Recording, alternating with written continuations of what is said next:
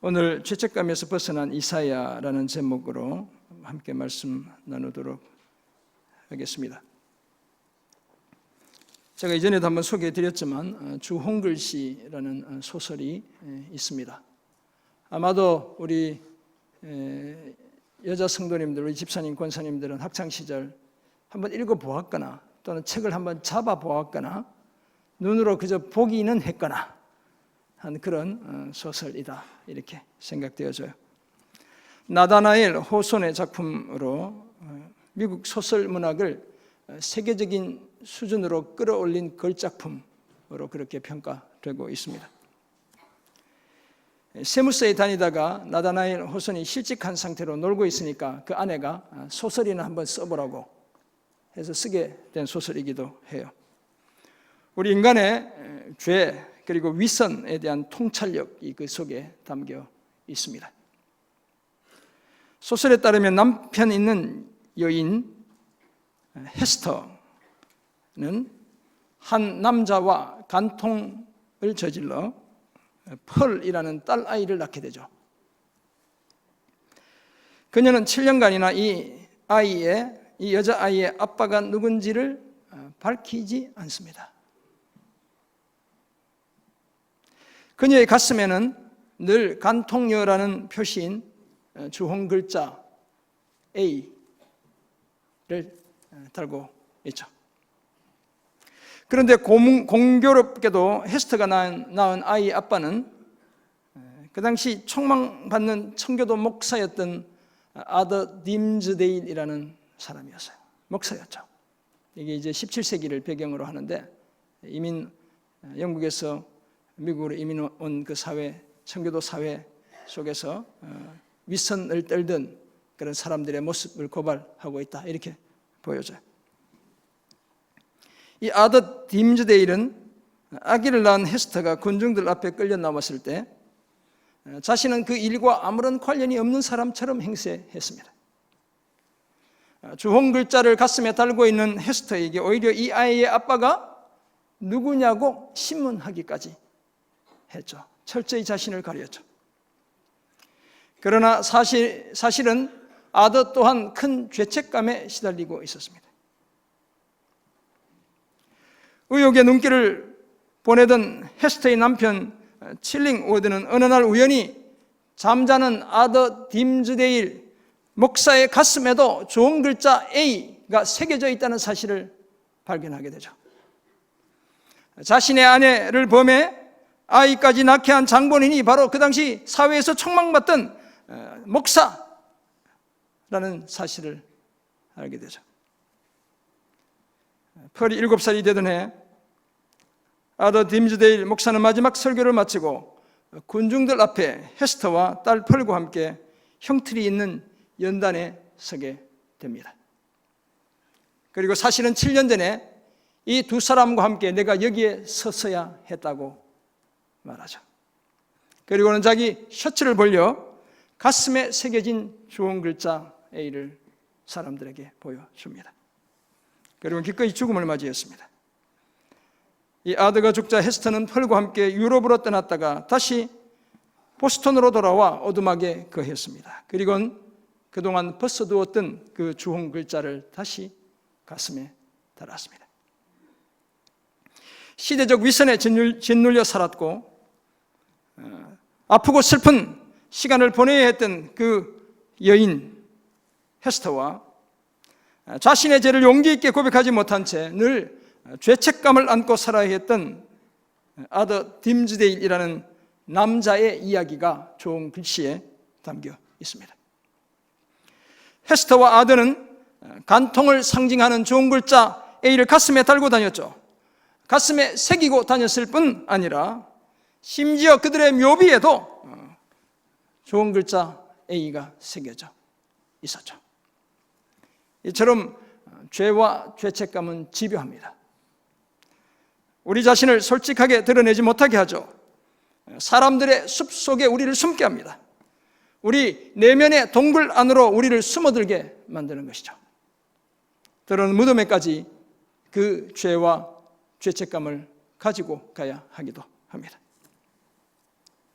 우리는 오늘 본문 이사야 6장 1절에서 8절을 통해 경우는 다소 다르지만 극심한 죄책감을 느껴야 했던 한 선지자를 만나게 됩니다.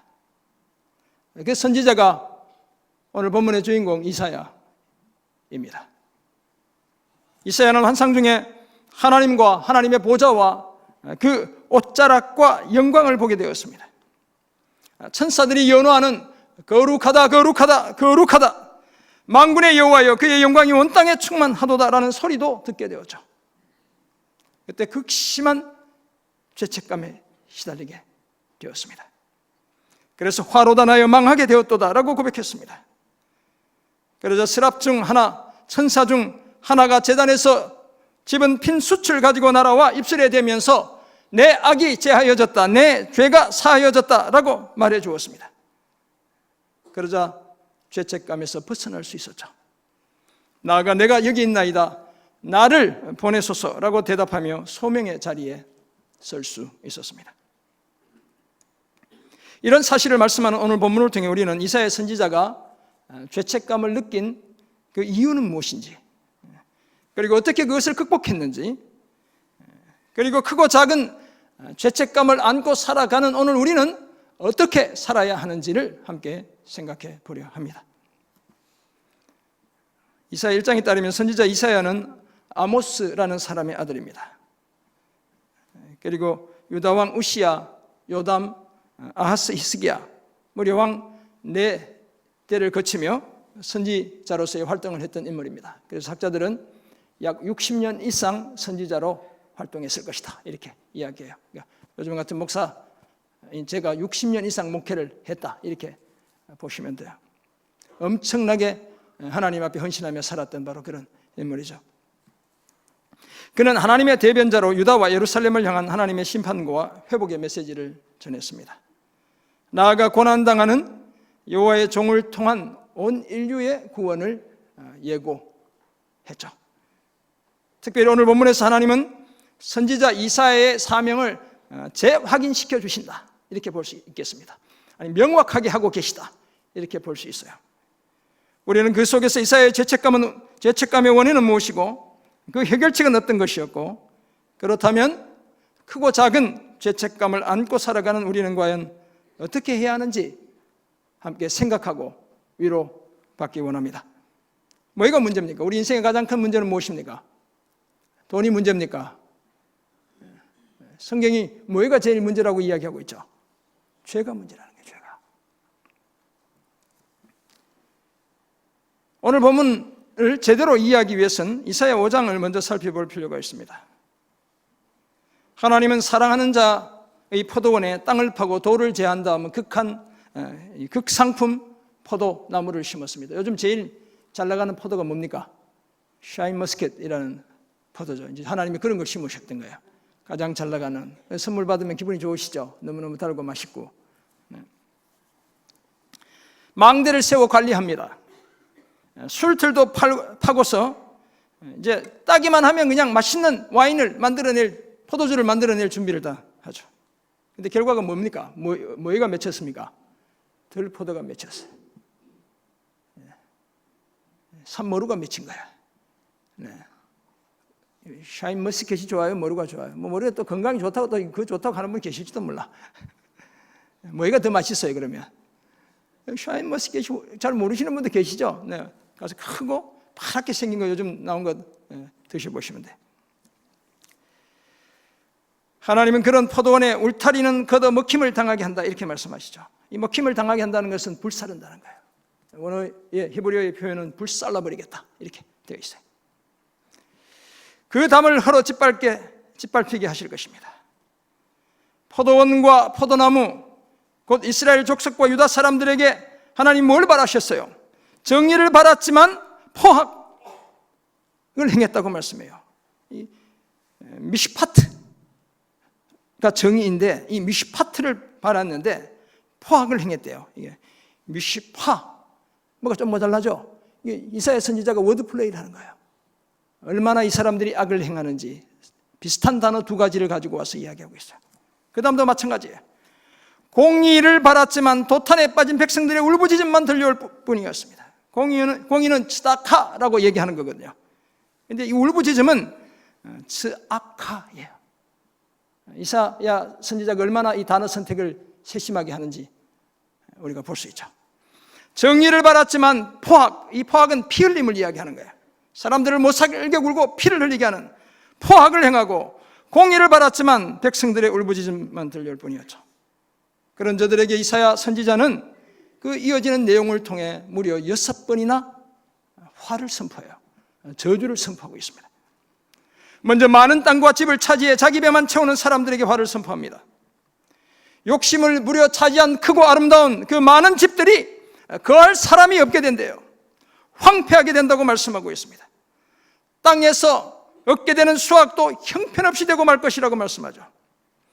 열흘가리 포도원에서 겨우 포도주 한 바트를 수확한대요. 무슨 얘기냐면 열흘 동안 농사 지어야 밭을 일굴 수 있는 그 일을 해서 포도주 22리터를 겨우 수확하게 된다는 거예요. 한 호멜, 씨앗을 뿌려도 한 에바밖에 거두지 못한다고 이야기해요. 10에바가 한 호멜이거든요.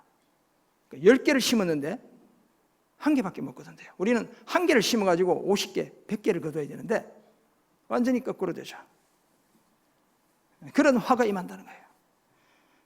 둘째, 온종일 독주와 포도주를 마시는 자들에게도 화를 선포했습니다. 그래서 날마다 반주 삼아 술 홀짝홀짝 하시는 분 조심해야 되겠죠. 지금 오늘 하나님이 그렇게 선지자를 통해 얘기하고 있어요. 우리 지금 그런 분 계실지 안 계실지 제가 잘은 모르겠지만 온종일 독주, 포도주를 마시는 자들에게 화를 선포합니다. 그들은 온갖 악기를 동원해 주연을 베풀면서도, 술잔치를 벌이면서도 여호와께서 행하시는 일과 그 손으로 하신 일에 관심을 가지고 돌보지 않습니다. 술판을 벌리는데 뭐 이딴 데 신경 쓰겠어요. 그게 좋은데. 백성들이 사로잡혀 가고 굶주리며 목말라도 도와줄 마음이 전혀 없어요. 그래서 나만 즐거우면 되는 거예요. 셋째, 거짓으로 죄악의 수레를 끄는 자들에게 화를 선포합니다. 18절이 그렇게 얘기하죠. 거짓으로 끈을 삼아 죄악을 끌며 수레줄로 함같이 죄악을 끄는 자는 화 있을진저. 주님이 마치 마태복음 23장에서 7번 서기관과 바리새인들을 향해 화를 퍼붓고 있는 장면과 비슷하죠. 이들은 선지자가 선포하는 하나님의 심판을 비웃죠. 하나님께서 속히 심판하시는지 어디 한번 보여주라고, 어디 한번 알게 해보라고 그렇게 말하죠. 선택받은 아브라함의 자손인 우리를 하나님이 심판할 리가 결코 없다, 이렇게 말하는 거예요. 넷째는 저들의 도덕적 상대주의에 대해 화를 선포합니다. 도덕적 상대주의에 빠진 저들에게 화를 선포하죠. 그들은 악을 선하다 하고 선을 악하다 하고 흑암을 광명을 흑암으로 삼고 쓴 것은 단 것으로, 단 것은 쓴 것으로 삼는 자들이었죠. 다섯째, 스스로 지혜롭다고 명철하다고 말하는 저들에게도 화를 선포했습니다. 지적으로 교만한 저들을 하나님이 그냥 내버려 두시지 않겠대요. 그리고 여섯 번째, 마지막은 포도주를 마시기에 용감하며 독주를 잘 빚는 저들에게 화를 선포했어요. 독주를 잘 빚다 할 때 이 빚다는 믹스하다는 거거든요. 우리 직장 다니면 폭탄주 이렇게 만들어가지고 돌리죠. 조심해야 되는 거예요. 여기 보면 독주를 잘 빚는 사람에게 뭐가 있다고요? 화가 있대. 집에서 몰래 술 담가 먹는 분이 안 계시겠지만 조심해야 돼. 그들은 뇌물을 받고 악인을 의롭다 하고 의인에게서는 공의를 빼앗는 정의롭지 못한 자들이었어요. 술로 접대하면 무슨 공의가 있겠어요? 살살거리고 따라주고 대신 마셔주고 이러면서 뭔가 일되게 하는 거죠. 정의가 없죠. 정리하면 재물에 혈안이 된 사람, 술과 쾌락에 빠진 사람, 진리를 왜곡하는 사람, 윤리 도덕을 자의적으로 해석하는 사람, 지적으로 교만한 사람, 그리고 뇌물을 받고 공의를 무너뜨리는 사람에게 화를 선포했죠. 이 화를 누가 선포했게요? 누가 했습니까? 이사야가 한 거예요. 이사야가. 이처럼 만군의 여호와의 율법을 버리며 이스라엘의 거룩하신 이의 말씀을 멸시한 저들에겐 하나님의 진노가 불가피했습니다. 그것도 하나님께서 힘세고 잔인한 이방 나라의 군대를 끌어들여 그렇게 하실 것이라고 말씀하죠.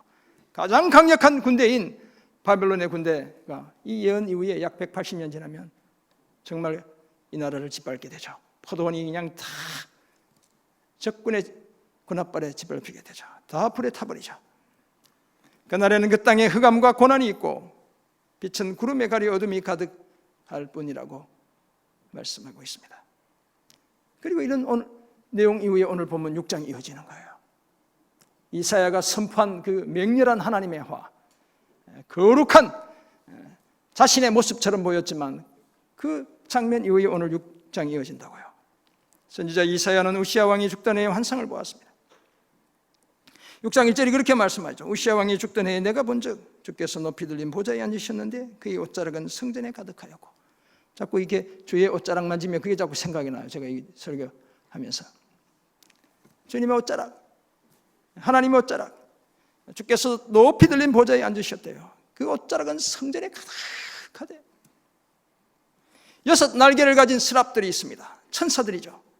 그 스랍들이 모시고 섰고 날개 둘러는 자신들의 얼굴을, 둘러는 자신들의 발을. 감히 하나님을 쳐다보지 못하죠. 부정한 발을, 부정하다고 느껴지는 발이겠죠.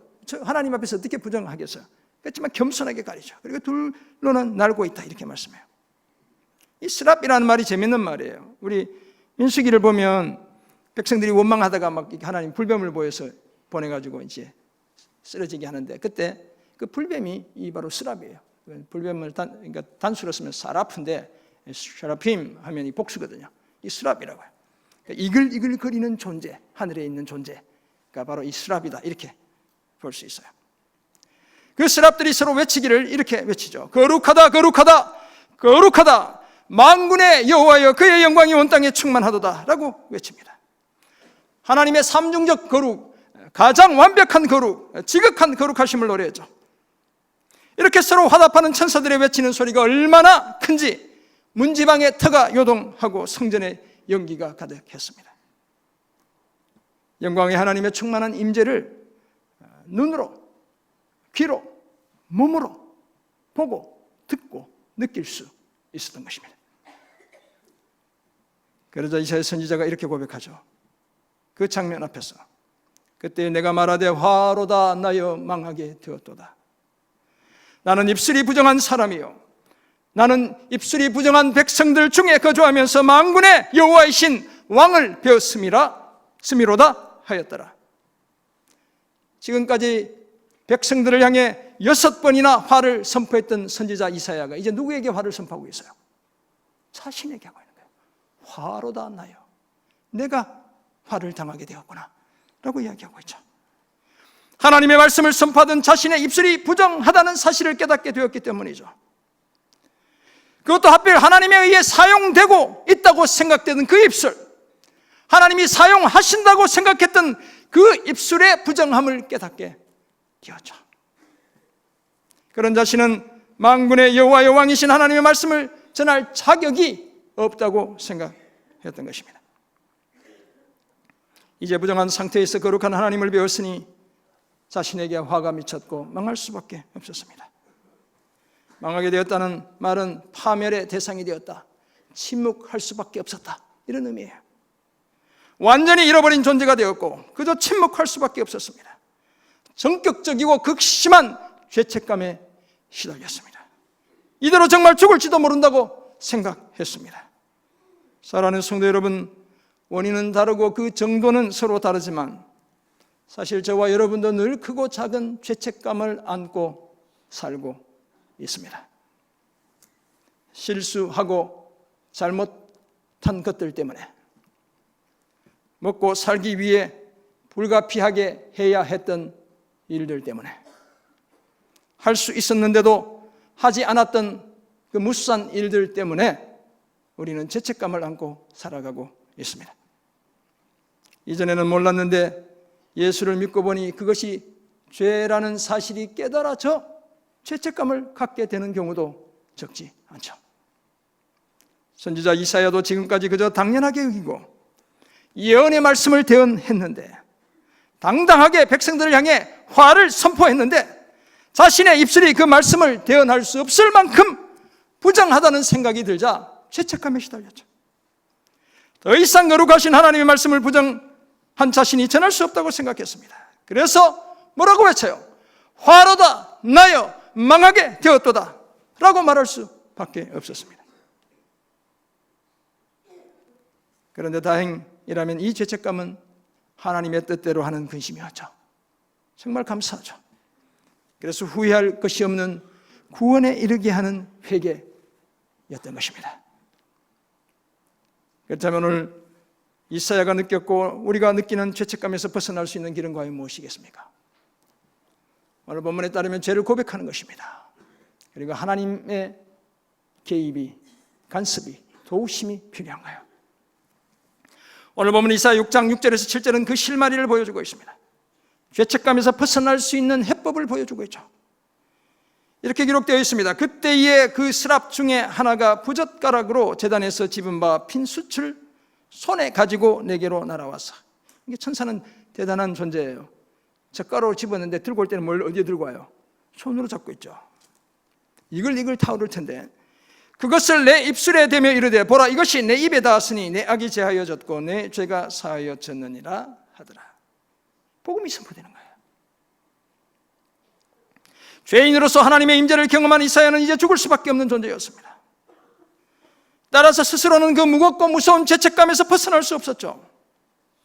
그래서 하나님의 직접적인 개입이 시작되는 겁니다. 사람들을 죄와 죄책감에서 놓이게 하는 데는 반드시 하나님의 개입, 하나님의 간섭, 하나님의 도우심이 필요하죠. 그래서 주님이 이 땅에 오신 거예요. 십자가를 지신 거예요. 망하게 되었다고 생각했던 그때의 스랍 중 하나가 부젓가락으로 제단에서 집은 핀 숯을 손에 가지고 이사야에게로 옵니다. 그리고 그것을 이사야의 입술에 갖다 대며 말하죠. 이것이 네 입에 닿았으니 내 악이 죄하여졌고 내 죄가 사하여졌느니라. 입술만 깨끗한 게 아니라 이사야를 완전히 새롭게 하셨다고 말씀하죠. 하나님은 이사야의 입술의 부정함을 씻으시고 죄책감에서 벗어나게 하시기 위해 모든 죄를 태우는 의미를 가진 핀 숯을 이사야의 입술에 갖다 대셨죠. 죄를 소멸하고 정결하게 하는 의식을 치러 주셨습니다. 이 의식을 통해 이사야의 모든 악이 제거되었고 모든 죄가 다 용서받게 되었습니다. 이 과정에서 이사야가 한 일이 무엇입니까? 죄를 고백한 것밖에 없어요. 화로다 나여 망하게 되었도다. 나는 죽을 죄인입니다. 하나님. 고백한 것밖에 없죠. 자신의 죄를 고백하고 인정한 것뿐이었습니다.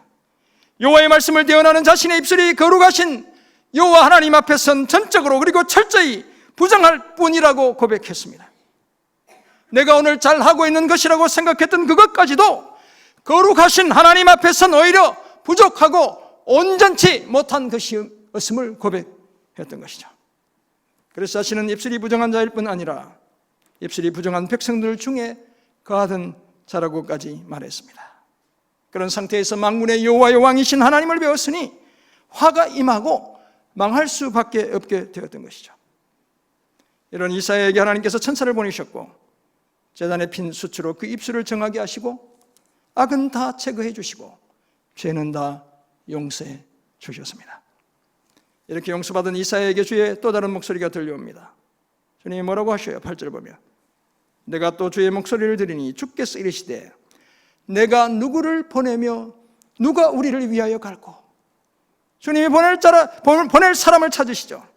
하나님은 자기 백성들에게 자신의 메시지를 전할 메신저를 여전히 찾고 계셨죠.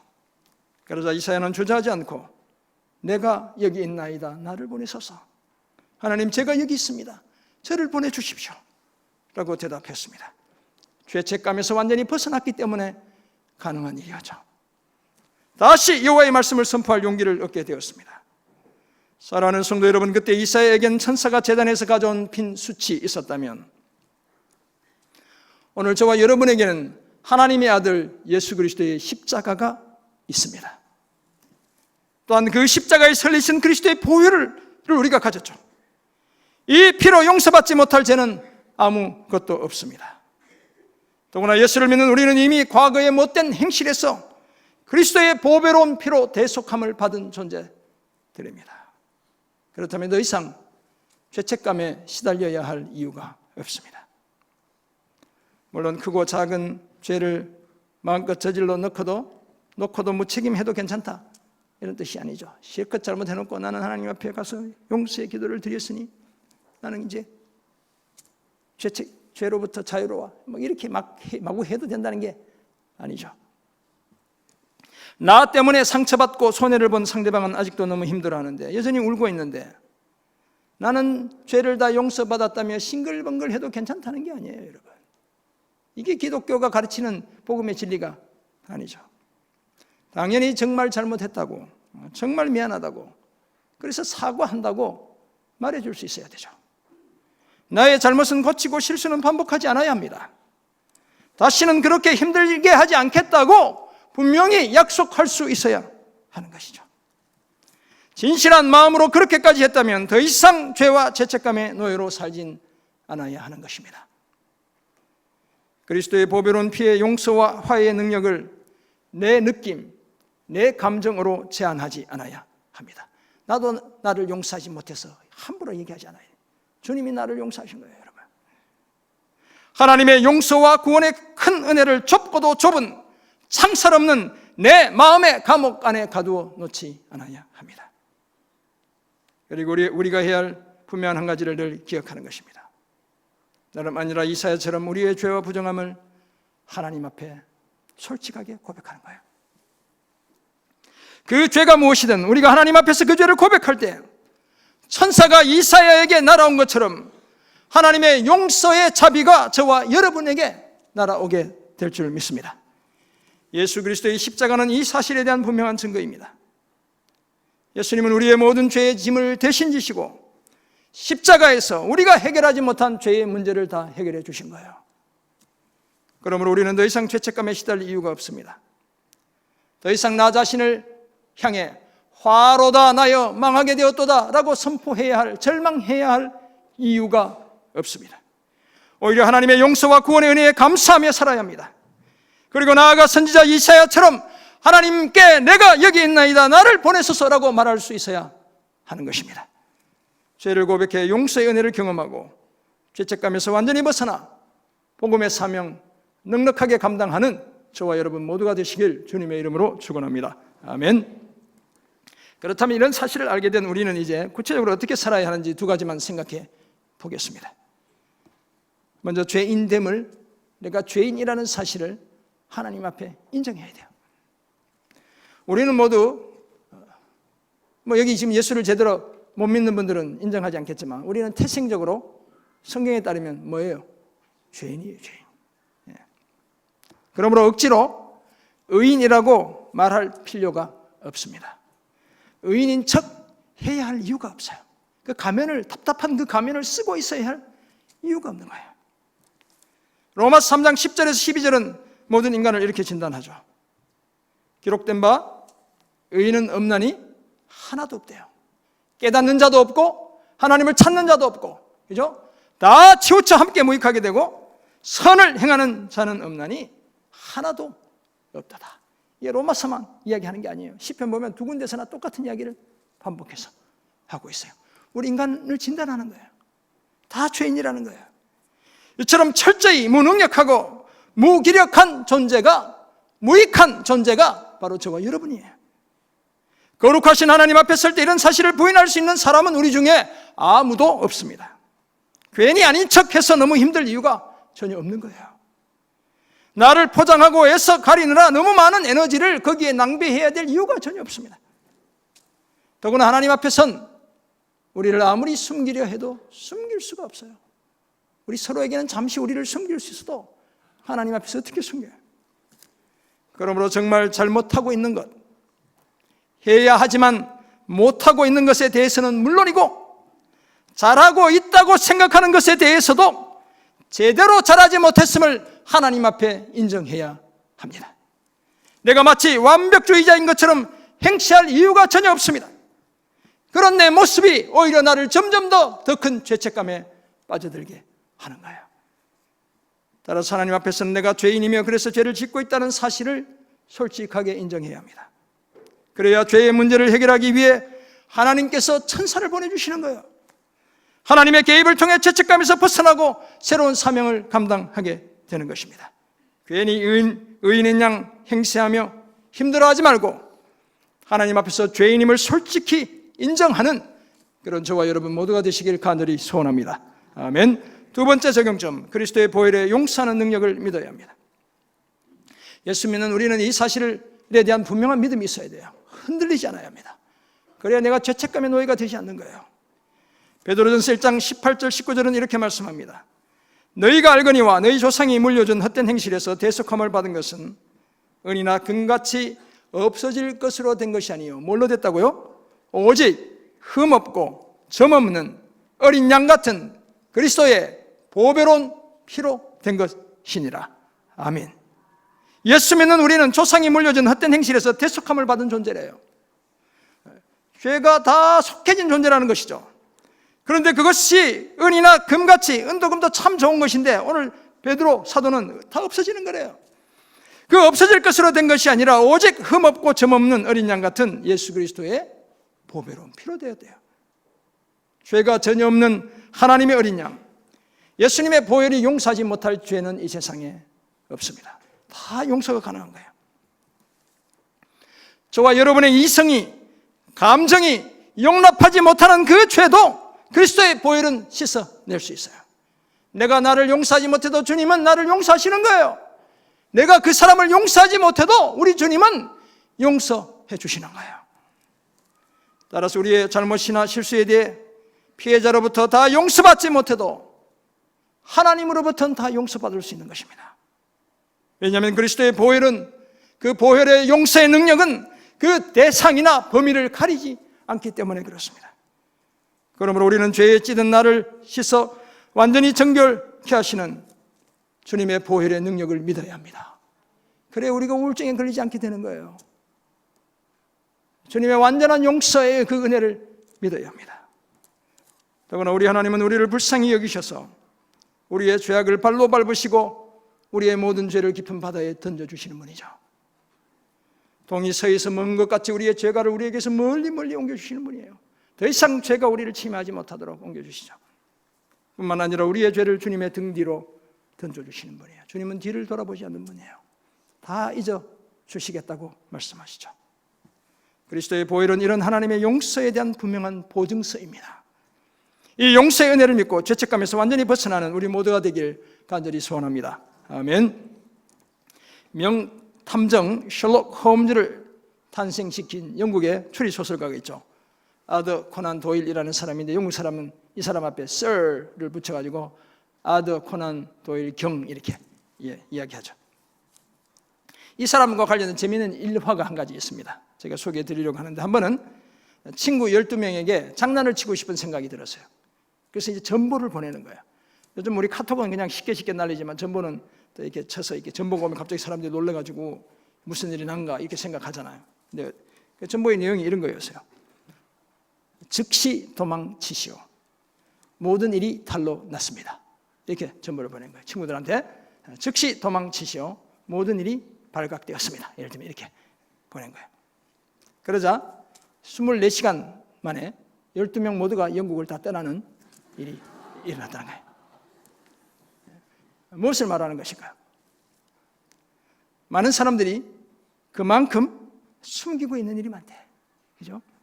그리고 그건 또 뭘 얘기해요? 끊임없이 죄책감에 시달리고 있다는 사실을 반증하는 거예요. 이 죄책감은 우리의 마음을 무겁게 짓누르고 삶을 공고하게 하는 주범이죠. 우리를 늘 도망치게 만들고 숨게 만듭니다. 마치 죽은 골자처럼 평생 우리의 가슴에 달고 다녀야 하는 경우도 종종 있죠. 그 소설처럼 무덤에까지 가지고 가야 하기도 하는 거예요. 그런 우리가 거룩하신 하나님 앞에 서면 더 큰 죄책감에 시달리는 것 두말할 필요가 없어요. 그건 자연스러운 반응이에요. 그러나 다행스러운 것은 그런 사실을 깨닫는 우리에게 하나님께서 용서의 빈수치를 가지고 다가오신다는 사실이에요.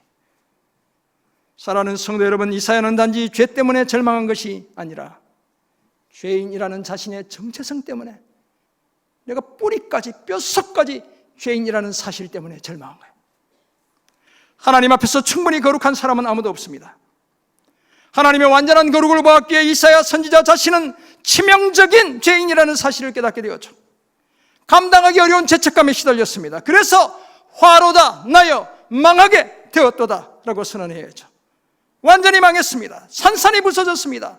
철저히 깨졌죠. 전적으로 파멸당했습니다. 아무런 말조차 할 수 없었죠. 그러나 역설적이게도 그때가 용서하시는 하나님이 개입하시는 순간이었습니다. 천사와 함께 죄 씻음과 용서라는 빈 수출을 보내주셨죠. 그런 하나님께서 오늘 우리에겐 천사 정도가 아니라 하나밖에 없는 소중한 아들을 보내주시고 십자가에서 희생당하게 해주신 거예요. 죄를 고백하기만 하면 완전한 용서의 은혜 누리게 하셔서 더 이상 죄책감에 시달리지 않게 해 주신 것입니다. 그러므로 거룩하신 하나님 앞에서는 늘 즉각적으로 우리의 죄와 죄인됨을 인정해야 될 줄 믿습니다.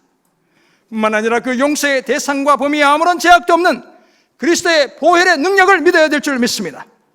완전히 자유하며 더 이상 그 어떤 죄책감에도 시달리지 않는 그런 저와 여러분이 되어야 할 줄 믿습니다. 그저 죄를 고백함으로 용서받아 죄책감에서 벗어나고 하나님이 주시는 새로운 사명 거뜬히 감당하며 믿음의 여정 달려가는 저와 여러분 모두가 되시길 주님의 이름으로 축원합니다. 아멘. 기도하겠습니다. 하나님 아버지, 오늘 주신 말씀 기억합니다. 부정한 우리, 입술이 부정할 뿐만 아니라 온몸이 부정한 우리, 주님의 아들 이 땅에 보내시고 십자가에 피 흘려 죽게 하심으로 그 보혈로 우리를 깨끗하게 씻어주신 것 너무나 감사드립니다. 더 이상 죄와 죄책감의 노예로 살지 않게 도와주시고 온전히 자유케 하시며 하나님 주시는 새로운 사명 붙들고 사명의 길, 복음의 길 달려가는 저희들 다 되게 도와 주옵소서. 감사드리며 살아계신 예수 그리스도의 이름으로 기도드립니다. 아멘.